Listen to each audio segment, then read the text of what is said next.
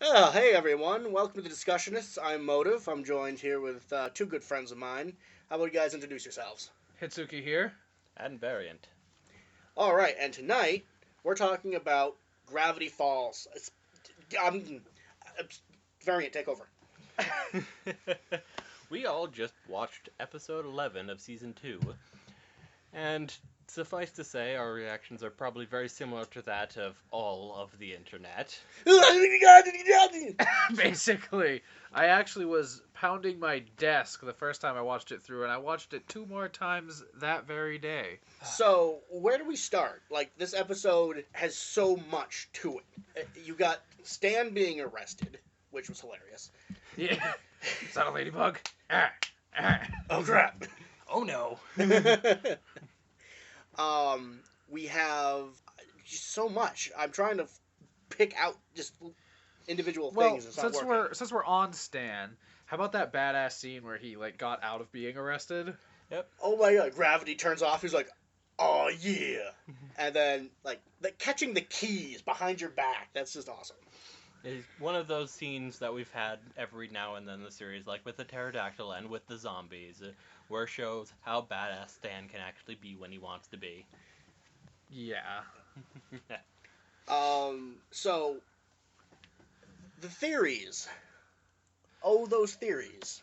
They are confirmed, some of them anyway, so far. Yeah, Most of the ones about Stan, anyway, especially the one we had with his twin brother, coincidentally, whose name is Stan. like... Stanford and Stan Lee. And as it turns out, spoiler alert, just in case, In case you weren't paying attention to this. This is episode 11 of season 2. mid spoiler alert, Stan's brother Stan is the author of the journals. Which makes the wheel a little complicated, but Right, because we hypothesized that only one person could have one symbol on the wheel. Well, that's not the case. Apparently, anyway. The only solution I could think to this is that they'd be saying metaphorically he's a different person now that he has all the knowledge that he has. But that's a metaphorical thing I just sort of thought up to exemplify the possibilities of that. Could be the case, could not. I don't really know at this point. It's like or, that or emotion. the journals themselves have their own role to play. Yes, That could be, That too. is true. Basically, we're doing that emotionally abused girlfriend thing where you make up excuses for why you need to stay with your douchebag boyfriend. Our douchebag boyfriend being Alex Hirsch. Yes. We love you. We hate you. Okay, so we've got the fanboying. That's out of the way. We touched on some theories. Any other theories that was confirmed and or denied during this episode, guys?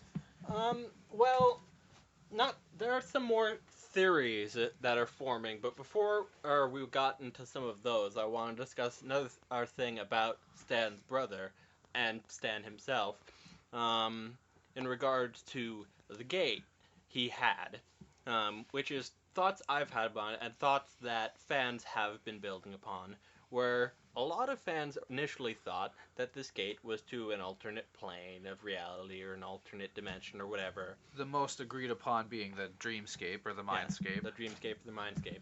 But on researching a bit more and examining it and seeing what other people had researched themselves, it seems like the symbols on the gate itself resemble more of star constellations.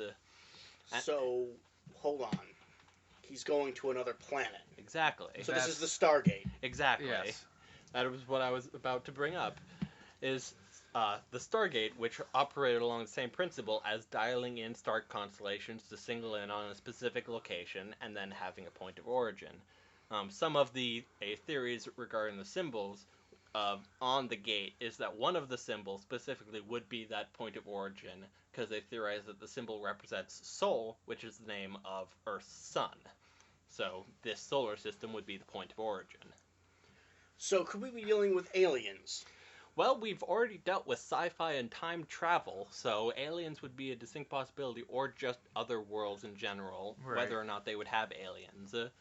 But Okay, so that's getting my head thinking things. The shapeshifter. exactly. What the hell? Like, Yes, could be supernatural could be aliens. The supernatural could be aliens. Because one of the great prevailing concepts of sci-fi and fantasy is that fantasy is just sci-fi you don't understand yet. Yeah. So, that's kind of blowing my mind. I didn't actually think about that until just now. Oh, God. And also, another thing, when to Stargate, let's go into the even more obscure sci-fi, even though Stargate isn't really that obscure, of Farscape. Right, I haven't seen that in forever. Is the fact that the author in the journal described this device as something designed to create knowledge, theoretically by exploring the universe, discovering new worlds, but it is too dangerous, and it could be used in the wrong hands and could destroy the world, which could be wormhole weapons. A concept that was in Farscape, and what got me thinking about this mainly was the image of the Earth getting just ripped in half, and was thinking of the Farscape movie, or, well, miniseries really, but made into a movie, where a wormhole weapon was actually activated and ripped a planet to bits, because it basically was a black hole. Right, it just tore through space, and unfortunately the planet happened to be in that space. Yes. Right. And this is a bit more confirmed with it being a wormhole, at least, that at the gate is because of the gravity anomalies. That would make sense in regards to a wormhole being Exactly. Creating a activated. singularity, and Yeah. that's some heavy shit for a kid's show. It Yeah. really is. But Alex Kurtz has always made a very big point of keeping things a little heavy every now and then. So, where do you think this is leading? Just a little. Let's just discuss this a little bit. Honestly, myself, I'm not sure. It seems like the gate itself is a little impractical, so I'm not sure if at the moment they delve into exploring other worlds. From what I gathered of Stan and his brother, it seems like, and the end credit sequence on the swings, it seems like that the next episode is probably going to be backstory between the two brothers and them explaining what's going on. And probably the agents coming back and meddling about. We'll see how that goes. So, Yeah. how many episodes do you think season 2's gonna have? I mean, Well, the first one had how many? 20. And so there's likely to be 20 in the second season. I think there's going to be a third season, though I don't really remember that or not. Because I could definitely see like this later half of the season, kind of like tying up some loose ends from the first couple of seasons, Mm. and then the third season we get to go, hopping around the universe or universes. Because, and also a good question is, now that everything's all broken in the town, is where the hell did McGucka go? Skittering off into the distance wherever he went. Right. And if he's going to actually come back now that everything's theoretically anyway fine. Yeah. Okay, so where does that leave us now?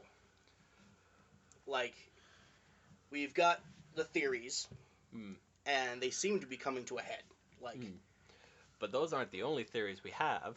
that is true. We have one more. One more. Well, we have lots more, but one more that we really have is this is a theory that has been bouncing around for a long time in the fandom's head, and really, there's only one specific person on Tumblr and their extensive look into it, SwiftWidget, who will link below to the discussion they had and my responses to it, about the Dipper still or partially being possessed by Bill. Right. Now, you've definitely delved headlong into this. This is something that I've been seeing for the past month or so. I originally didn't give it much credit because a lot of their theories have been going too dark for a kid show, so I've just been kind of ignoring most of it. And then this recent one, which was just a simplistic analysis on body language, which was talking about, referenced the statement that the Too much knowledge. the shapeshifter made in regards to Dipper's last form, which we saw as when he got turned into a tree.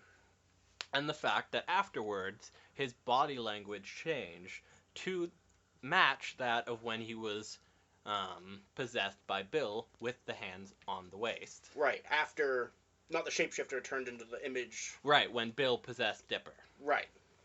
The first time. Right. And the fandom has pointed out the fact that their arrangement never had any designated time limit. And technically speaking, Bill followed his end of the bargain because he only promised a hint, and by breaking open the laptop, they saw McGucket Industries, or McGucket, whatever it was, and were able to get McGucket his memories back. So he filled out his end of the bargain, so technically he would be able to use Dipper as a puppet whenever he wished. And I actually, when I first heard that, I had to go back, and I was like, no. He said that he would give him the password, right? So I went back to both of those scenes, and not once did he even ever use the word password. He just said, I can help you. Yes. And I can give you a hint if you know where to, or if you ask me for it. Yeah. We just need to make a deal. Yes. And now, that episode itself had a lot of, red flags as far as theories go. But let's delve back into episode 11. Exactly. Specifically, the latter sequences, the going towards the close. Yeah, the sequences where the portal actually became active, specifically as Dipper was trying to prevent the portal from being opened, and his almost violent need to shut it down. That's an anti-Dipper kind of thing to begin with. And real quick side note, just something amusing I saw earlier today was the scene where Dipper was attacking Stan. He used his left hand, and so I saw a lot of people saying, left hook! Yes. Here's a real quick question. Does Dipper always refer to Stan as Stan? I think so. I think they bounce back and forth, both him and Mabel, between Stan and Grunkle, or Grunkle Stan and stuff like that. Right, okay. Because I definitely saw this entire episode, he never called him Grunkle once. Well, At least to my knowledge. The very beginning, when they were the best Grunkle, I think that was the only time he ever said it, though, because he said the greatest Grunkle or whatever. Oh, that is true. Yeah, I think that was just the only time. Well, actually, I think he didn't even say greatest, or Grunkle. I think he just said not just a great uncle, but the greatest uncle. Yeah. But, yeah. But that's a whole side note. Let's get back to the core theory. Yeah. Right. And it's something that a lot of the fandom has noticed, or seen that other people have noticed, is specifically Dipper's face when the gate gets activated. Is that his face becomes warped in a way that none of the other characters do when the gate gets activated. Their images just become blurred. His face stretches, and specifically his pupils elongate to mimic that of when he was possessed by Bill. Right. That's kind of a scary notion that Bill can just kind of poke out whenever he wants. Well, the thought process I've had, because SwiftWidget's point was that he had been deliberately dramatic about everything in order to make his more subtle actions less noticeable, and that he was fully possessing Dipper now. I don't think that's the case, just because I don't think Bill would be as good at mimicking Dipper completely, because he already went through that once and wasn't able to pull it off, and also the fact that when he completely ejected Dipper from his body, he was able to find a vessel and warn Mabel. Right. But if he was able to just partially possess Dipper, or just be able to influence him from outside in order to make him more paranoid, more aggressive, and less trusting, so that he'd be able to slowly influence him into darker and darker decisions later on in the series, which was what a lot of people are theorizing, that eventually we will go down a Dark Dipper timeline. So, we have the core theory here is that Bill is still puppeteering Dipper. So, let's go back to the shape changer. He said that will be your final form. Exactly. Yes. Dipper's final form would be that tree. Yeah. So he is not just Dipper anymore, is the prevailing theory at the moment. Now that they don't have to worry about the Stan Brothers theory. Right. We also have another little thing, is after the kind of the explosion and the climax of the gate, Yes. when they all fall back down to the ground and they get back up again, Dipper isn't relieved No, that- not happy. that his sister's okay, Not concerned. not concerned with any of the other people. He just glares at the brother, at Stanley, At the gate. and at the gate, and just is furious. Which is completely uncharacteristic. There's no reason for him to be so dead angry focused on this situation.